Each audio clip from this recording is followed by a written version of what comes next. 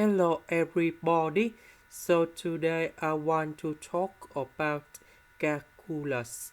The topic today is about differential equations. So now I want to show you how to answer. This one we change by dy over dx. So this one I will put on the left, the s we put on the right.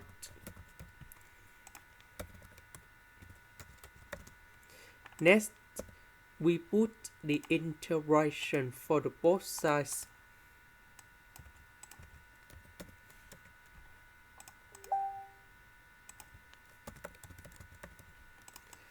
So this one we have arctan of y.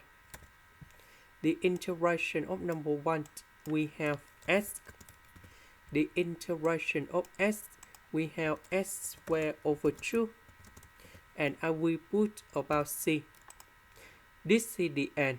Thank you for watching.